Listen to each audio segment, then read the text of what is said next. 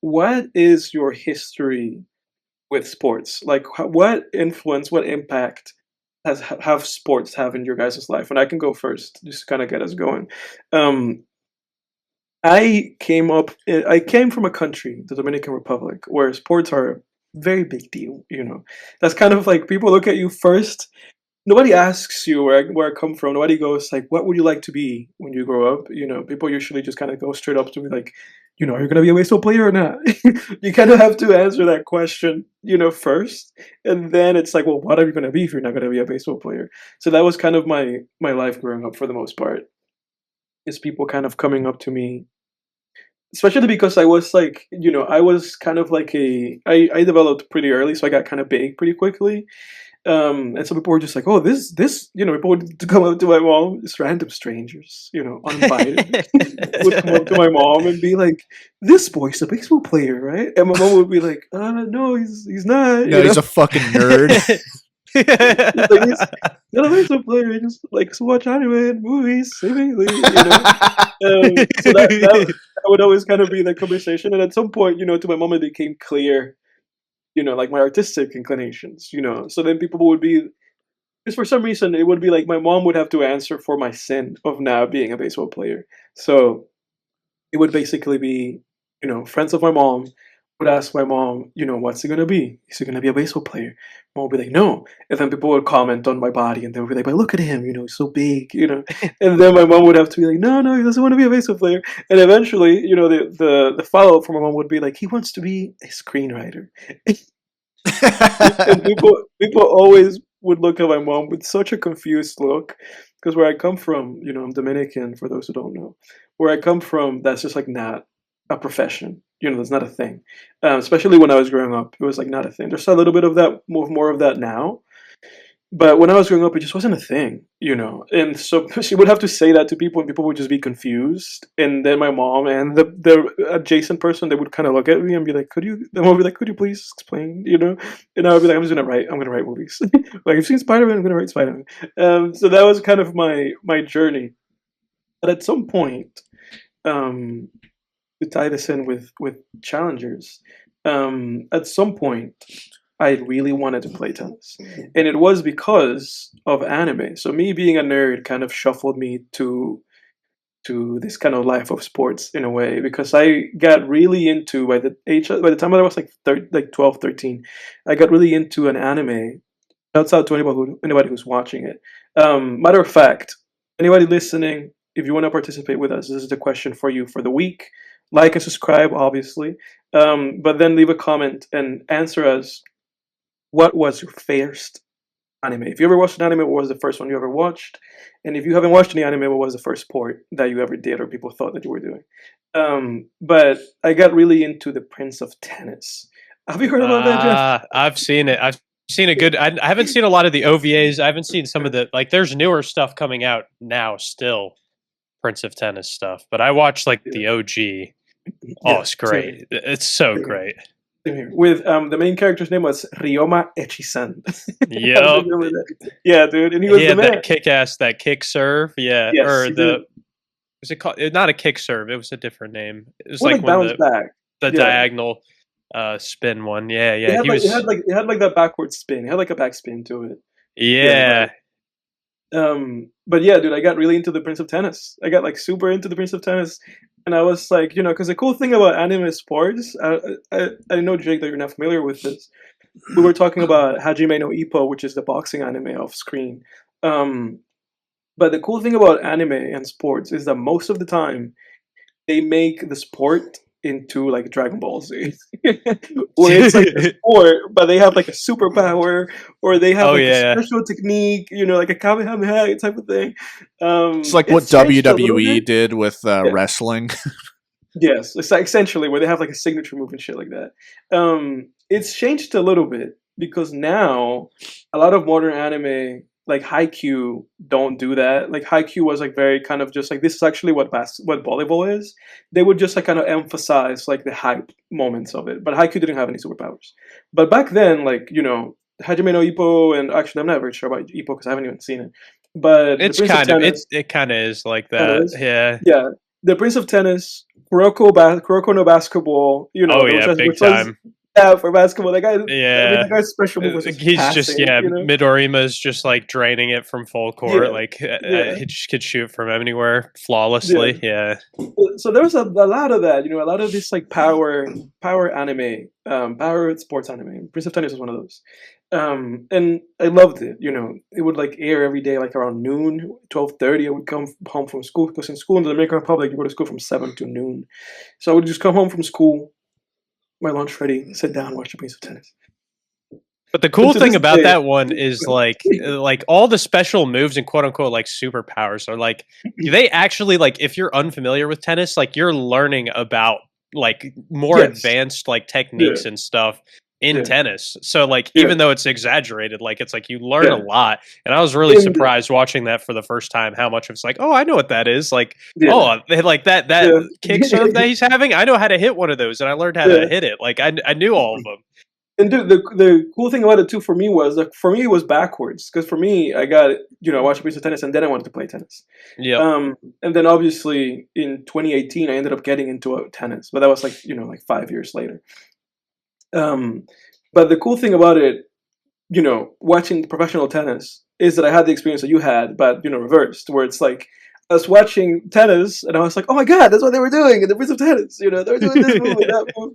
Like I was really into that snake guy. I forget what his name was, but he was able to do like he had that like snake boomerang shot. Yeah, yeah, and Yeah, Rafa it was and Rafa. notorious for hitting the Exactly. Yeah, around around the the net. pole. Like, Yeah, I mean, yeah, it's yeah, crazy bends. He hit some insane yes, banana shots in his yeah. career. And so then, when I got into tennis, and I spoke about this when I spoke about Rafa retiring, that the match that got me into tennis was a 2018 quarterfinal between him, Rafa and Dominic Thiem, where Rafa came back from getting bageled in the first set by Thiem to winning the match in like 5 hours at like 3 in the morning. That's when I was like, oh my god, this is insane. Like that's when I looked at tennis and I was like, tennis is like anime. Like this is like real people. Um, but yeah, so I had that moment where I was like, oh, he's hitting those shots, like those anime shots. This guy's actually hitting them in real life. Um, but it didn't like to bring this story to a close. It didn't really materialize into anything for me. Where I wanted to get into tennis, but there wasn't a tennis scene in my country because my country's not known for tennis. They're kind of coming up a little. There's a handful of guys like in the Challenger tour. What's we call challengers? In the Challenger tour, there's a little bit of that going on. Where there's some Dominican guys, but other than that, there was nothing. So I couldn't really develop or like get going or anything like that. But to this day, because of that, I'm like I could have been the Dominican Prince of Tennis. Nice. Yeah. Did you boys? Which one of you boys want to Jack, go ahead, man. Okay. Yeah. I mean, I don't. Ever since I could remember, man, like it kind of probably contrary to like. I mean, I know Jake played sports, but your experience, Edward, like sports was always something that was like very central to like me growing up. Like I played soccer, from the rec leagues to then playing, club teams for about like 7 or 8 years and was, devoted a lot of time and effort into that. And that was really like sports has always truly been an outlet for me. And it's more like I have a hard time kind of enjoying it more from like a viewing perspective as opposed to playing it because so much of the draw of sports to me is just like the adrenaline and the just Yeah. in the moment feeling the dynamic decision making that you have to make on a split second. I mean, whether that's in tennis or soccer, both of those Mhm. games are like very much chess like, in which in a tennis perspective, if you're choosing to hit it down the line versus cross court or hit an approach shot, like there's so many different scenarios for each shot, and as you get deeper into actually playing them, like it is very cerebral. So I don't always have as much of that experience viewing it, but like playing Mhm. sports for me was always something that just like it gave me that fix. So Yeah. after playing soccer, my sister, started playing tennis. Me Older being sister? a younger sister. Oh. So we had this place where I lived in Charleston on Daniel Island. They had this stadium that was a women's professional tournament. was held there called the Family Circle Cup. They've since rebranded it, and I forget what the newer name is. But like, Serena came through, and like, all of the big, Maria Sharapova, like all those big names of that time. Like I practiced and learned tennis at that facility where they held that, and was able to that's incredible.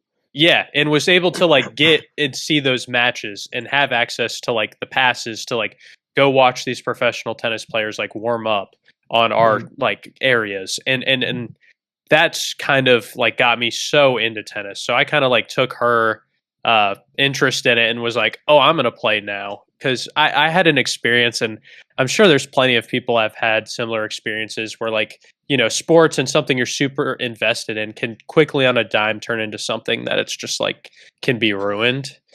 When I was playing club soccer, I had this one coach that was just like, What are you laughing? What are you laughing at over there? Dude. I'm recalling sports stories. So. Oh, dude, great! I can't wait to hear it. Oh my god, dude! But I mean, some people take this stuff so seriously, and like, yeah, you want to win, but like at the same time, it's like that's the point that I'm going to make too. Go ahead. Yeah, but like some of these like coaches, man, I had a coach, and he was insane. Like just purely driven by like just only like rage and like need to win. And it was like, I played on the B team for my club team. We weren't the A team. Yeah. We were the second team. And he would take us out like halftime at our soccer games. We're losing by a goal or whatever. He'd take us out into the middle of the woods and scream at the top of his lungs like at us. Dude. Yeah, dude. Like, Wow. and like not once, like many a times. And How old were you? I was probably like 11. Holy shit! And like I was just like this short kid, like just playing soccer, like loved it. I was like, oh, I want to be a soccer player when I grow up. And like had this coach, and so it's like, dude, he ruined it for you. He ruined that dream for me, and basically, long story short, it ended up to where his antics, and it would be like, oh, like at the end of practice, like if you did something wrong or you lost this game, like we're gonna like. The whole team's going to kick soccer balls at you while you're sitting with your, ass facing out of the goal. I mean, yeah, it was ridiculous, dude. That's abuse, man. Yeah, it is. But long story short, they kind of like the club figured out like he was bad news. Like I quit because I was like, I'm not doing this. Like I'm paying a lot, that my parents are paying money for me to go and do all this. Abused. I'm spending multiple nights a week, and I'm like basically getting abused. So I'm like, nah, I'm out. And then good for you, dude. Yeah. Which, if you're in a similar situation like that, like definitely don't feel like you need to suck it up. And I mean, there's always, a way out of it, and don't be afraid to be the one to say something or to, remove yourself from those situations. But they got rid of him eventually, and were like, they got a new coach, and they're like, hey, like, do you want to come back? And like, for me at that point, I was just like, no, I don't really want to anymore.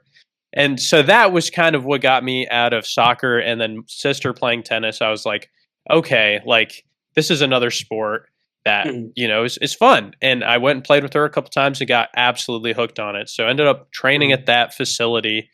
And then kind of taking that into Charlotte when we moved to Charlotte and playing, all the way through high school on the tennis team, doing USTA tournaments, going and playing tournaments, trying to get, rankings and stuff. Wasn't, as successful enough to, get into like a college situation because I don't know, I probably could have maybe gone like D3. But at that point, it was like I wanted to go to, state school, and I wasn't good enough. But I mean, I played for a long time, and I'm getting back into it now. Got my rackets restrung, have played a couple times, and will be a forever sport for me. But I mean, it's been a huge, major factor in my life. And then kind of transitioning out of tennis, I don't know. I'm one of the people that like I always need something active, so that's really gone into like lifting weights, and that's kind of been like my last like college to now, like active outlet and passion. So. I mean, I lift like 6 days a week right now. So that's kind of my sports trajectory. but it's not as much on the viewership side, and I wish it was more captivating for me. And I try to keep current with staying in touch with tennis stuff, but I don't watch it as much as I really should. Yeah, you know me that I like. I follow it like all the time. I'm not watching it like now that Rafa retired. I'm re-examining kind of my relationship with the game. Because even when he was still there, I was watching it like actively even when he wasn't there. But now that he's retired, I'm kind of like just kind of getting just kind of taking a breather from it. There's a lot of new names that are exciting. I really like Sinner. But I've put myself in a position right now where I'm only gonna watch it if it's like a Masters or a major. Like right now they're in between. They're just playing 500s right now, so I'm just not. 50s and 500s. I'm not following them. I'm breathing. I'm taking a breather from tennis, allowing other things to go in. Yeah, and you never know when somebody will captivate your attention. Yeah, I mean, exactly. Yeah, it's always good to take a break. I hope. But Jake, listen. Yeah, similar to Jack, like right now, yeah, like I love like staying in shape and everything. I kind of put Muay Thai on the back burner, like Muay Thai kickboxing I did for a few years. But it's like Jack said, and I never thought I would deal with this in my 20s, but like the gym that I paid to go to, the like Muay Thai teacher, and I went there for like 2 years, and I kind of liked his hard ass attitude. He was like funny hard ass, like Johnny Lawrence from Cobra Kai, for those who have seen that show. But then like he just like crossed the line one day, and I was like, I'm fucking out of here. And like, you guys know that story, but yeah, like it's interesting, like how, and I'm going to get back into this in a second, but like how I've never seen like adult men get more angry than like sports, like coaching sports, dude. Almost every adult, pretty much every adult male freak out outside of like my dad, because when you're growing up with a dad, your dad freaks out on you sometimes. But like every adult freak out, like outside of my father, is like a coach of some kind, like or the parents of the kids too, man. I used to have people playing soccer where their dad's like cussing out the ref on the sidelines, getting thrown out of games. Like, I mean, the parents get into it too. Yeah, I've never understood it, but yeah, like as far as like athletics go, like right now, I'm pretty athletic. Like, not to brag or anything, but like I have a 50 like BPM resting heartbeat. Like I did like a 5K, I did 5K last year. I run, I lift weights, multiple times a week. I wish I could do Muay Thai still like more often, but you just like when you're like right now, I'm real deep into like pursuing my writing career, trying to get published and just everything that comes with that. And the thing is, you just gotta like shave things off. You got to figure out like where's my time going and what can I eliminate. And Muay Thai is just not important right now. It's just not. So one day I'll get back into it. Definitely, that's the dream. That's why I want to be a full-time writer, because it's like then after the workday's over, it's like clean, blank slate. I can just do whatever. But anyway, I have an interesting relationship, I guess, with sports. Like, I mean, elementary school, dude, could not have given less of a shit. Like, my parents signed me up. Dude, no shit. Like, my parents signed me up for soccer, like, when I was a kid, and baseball. And I shit you not, dude, I wouldn't even know.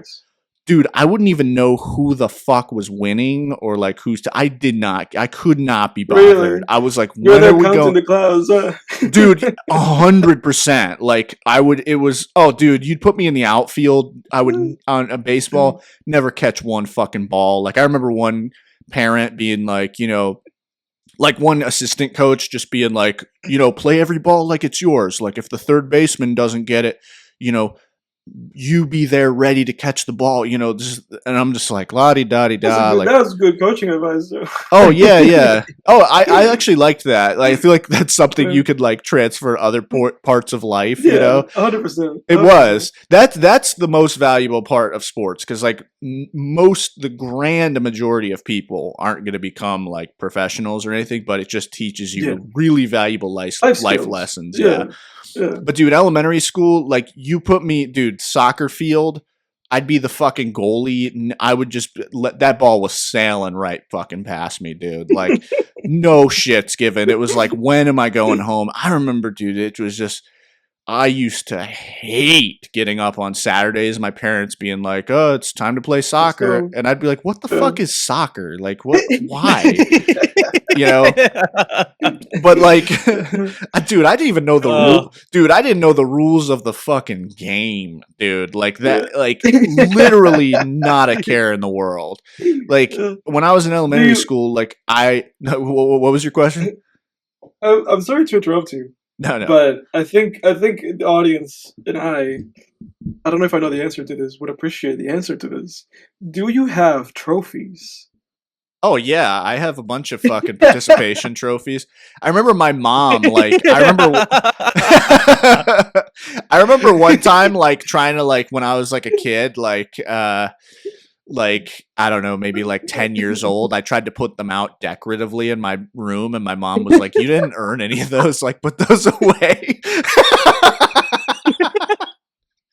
But Dude, great parenting. yeah, oh yeah, for sure. Dude, I always tell my mom now, I brought that story up to my mom, and I was like, that is like the best fucking thing you ever said. Like one of the best things you ever said. Like, you know. But Edward, just before, can I interject? Yeah, Edward, on in the DR, do they give out like participation trophies? Yeah, I didn't think so. I did not think so. I was so curious. Yeah, only here. So okay, so and I just turned my mic down a tiny bit, so audience, hopefully I sound better. I felt like I was coming in a little bit loud, but I think I'm good now. Do I still sound good to you guys? Yeah, you sound good. Okay. But yeah, so okay, so real quick, yeah, that was elementary school. Like no shits given. Like at recess, it was like, you know, last kid picked, like all that shit. I remember briefly getting into sports legitimately like in 3rd grade, and I think that was because had a few like sporty friends in that class.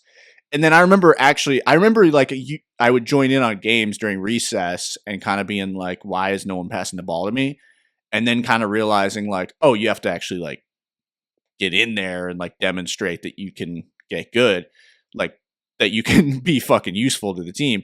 And that was like kind of cool. It was like kind of a cool like self-teaching thing where then I got like decent and people started passing to me because I got in there, you know. I wasn't just standing off to the side hoping someone would pass it, you know. And then middle school kind of similar. But I wanted to like fit in. Like I felt kind of in middle school, like I felt kind of weird, like not doing sports. So then I remember like my friend and I on my street, like we there was like we just joined up on the cross country team and then the track team in the spring because I was like I had no like skills at that point. Like I wasn't good at like baseball, football, basketball, or anything. So but running, like anyone can do that. And that was good because that then I got athletic. And around that time I was also into like WWE and MMA. So I was like, oh, I'm gonna like I want like at that point, like 8th grade, 9th grade, my heart was set on either being like a WWE wrestler or like an MMA fighter. So then I did do wrestling freshman year of high school. And that shit is that's like riding a bike, dude. Like I could still wrestle to this day. Like get the techniques and everything just get drilled into your head. And that it's one of the best martial arts on the planet is actually amateur wrestling. And I wasn't too good. Like most people aren't their first season. And I also realized too that I'm just not really that competitive. I'm a very and the caveat I want to add to that is I'm very big on like self-improvement and competing with yourself and getting better at something day by day. And I think that's why like running like 5Ks and stuff is actually cool because you're competing with yourself. But I'm not really that competitive like with other people. Like I don't know. I've never understood like when people are playing like just some game that has no consequence and they're just like, "Oh my god, we fucking lost!" Ah, and it's just like, who fucking cares? Like, no one's winning Yeah, anything. I don't know. It's just yeah. I've never understood I that. I am very competitive. Yeah, I'm not Me too. competitive. I'm not competitive though, like in an explosive sense. I've never been like that. I've never been like I've never. The thing is that my brain works in such a way where it creates these kind of like must win scenarios.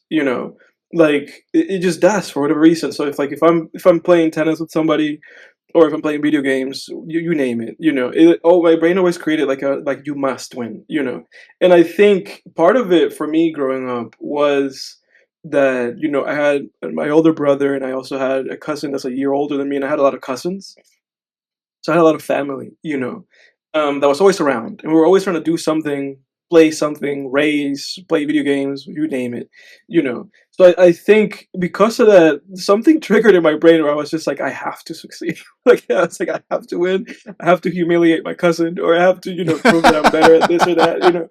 And for the longest, you can ask anybody, my cousin or my brother, whatever.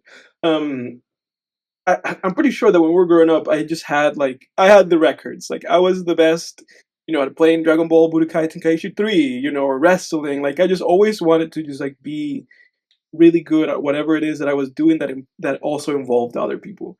But the good thing for me too, and I guess it's like a little bit part of my personality, is that I don't take things personal. So then, I would whenever I would lose, it would be like, oh, I lost. Like there is like a weird disconnect from creating a bunch of stakes in my own head and then actually failing. Because then I would fail and be like, oh shit, I just failed. yeah, yeah, yeah. But I would just kind of be like, but I didn't die. That's good. you know. Yeah, yeah. But I am very competitive. Like to this day, I'm very competitive. Yeah, and I felt like with tennis, like the thing that really kind of was like kind of similar to kind of both things that you're saying is like very much in like the self improvement sense that it's like a solo sport, and like you don't have anybody else to rely on. You're not passing the ball to anybody to help you out. It's like you against them. So at the end of the day, when you fuck up, like it's on you. And so like a lot of like my competitiveness and anger came from knowing like, oh, I just like hit that shot in the net. Like there's no reason I should have done that. Like, I knew I was capable of more. And that type of competitiveness is like really helpful in a sport like that and just in, sports in general to like constantly seek to kind of improve and push the bar for yourself higher. And then just for me, at least, just being competitive when you have an opponent that truly is like a match for you or somebody that's better than you are, it takes you to new heights and to like, discover that you're more capable than you might have previously thought. Yeah, Or that's in true. like, and then like what's Edward saying, like if you fall short and fail, like it teaches you to take a close look at yourself and be like, why did I lose? And then like figure out like, oh, these are the things, these are the reasons why I lost, and then take it and be like, I need to figure out how I can improve these things, and then Yeah, go and carry it out. It's like those type of dude. lessons for sports are just like such Yeah, huge life yeah. lessons. I love that.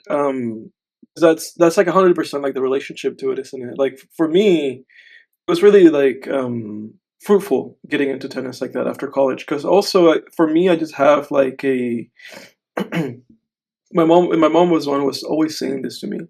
Since I was like 14, she was always saying to me like you should do a sport. She was always kind of like trying to get me to do something because she was just always like she was like you think too much. That was my mom's thing. She was like you just think too much. You're always like in your head. You have too many ideas. And she was like, and because she also said it to me like because you work in such a way where the work that I do professionally now and also just artistically, she was just like you're always just kind of doing things that require a lot of like mental energy. You're always just kind of doing too much.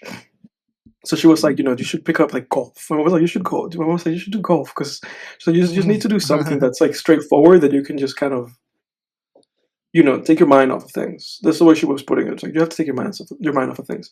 So that was really helpful for me post graduation, especially because of the kind of work that I was doing then. Jake, you guys know that what I was doing before, where it was Yeah. just like very taxing, like emotionally, being able to be like, oh, it's Saturday, Sunday, let's go play tennis, and play tennis. That Yeah. was like very, very helpful for me. But also, like Jack said, it also just makes it so that your brain, because then my brain would go from, concentrating on whatever BS I was concentrating on to I need to get better. How do I need to get better? I think, what do I need to do? I need to hit my forehand like this.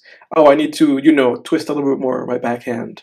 I need to toss this way, like, so I start, so then it becomes like, then it just becomes your mind kind of like focusing on very simple tasks, and then just being like, okay, do this better, do that better, do this better. It took me like 6 months, but then I beat my brother eventually, and I was like, yes, I was like, I've gotten better, Yeah, you like I climbed that remember, mountain, dude. yeah, You dude, and reached that the and that's top. that's like such like, and I guess for anybody listening to this, maybe this is like a little bit of a helpful advice, but it's like those are the kind of things in life that just give you such like confidence and dopamine like pushes that you're just like, oh, you accomplish like the sense of accomplishing, and sports I think is one of those things that is like really great because it just gives you an avenue to doing that in like a very objectively like fruitful way because you just have to get good, and if you don't get good then you're not gonna get that like nugget of like satisfaction, but it's intense, man. I remember I would come home from work and then be like, I'm just gonna go drive to where there was like a tennis wall. So like you just hit forehands. Like I'm just gonna go hit forehands for a couple hours and just get good, at hitting my forehand. So I'm not just hitting them into the net or hitting them way too far out. And funnily enough, I guess the I know we've said this before, and I know Jake, we've gone into all these big tangents and we interrupted your stories, but That's good. we, funnily enough, the video game version of this is fucking playing Bloodborne or Dark Souls or Yeah, yeah, Sekiro. yeah. Yeah, yeah, Oh but that's a yeah. that's a different topic. Yeah, yeah. I mean, yeah, and the thing too, like I guess a caveat I want to add, like I would say I'm competitive if there is incentive. That's where I'm competitive. So like, like when I worked in sales, I wanted to be the best salesperson on my team, because the incentive was I make more money, I look good to the higher ups, and I can get a promotion, which I did, So like then, because if you can't get competitive when there's incentive, like I don't know what to really tell you. Like you might have a tough time, because sometimes you just are competing against other people. I do think most of life is competing against yourself. Like you guys are saying, like taking yourself to new heights. It's not really about the other person, like beating the other person. Um, it's about what the hell you can do. But yeah, anyway, so to get into to the fun stuff. Yeah, like or let me I guess wrap it up like yeah, I guess that's about it. Like nothing too crazy. Like I quit. I Yeah, did wrestling one season, but then I kept doing cross country and track through high school. And then ever since then, I've just kept running, stayed in good shape, and just working out has been part of my life since I was I don't know like 14 and 13, 14. So and that's great. Like if you make working out a part of your life, you'll feel really good.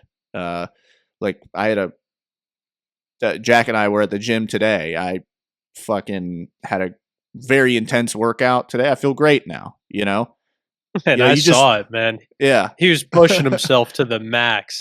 Yeah, man, you got to take those sets to failure, dude. But yeah,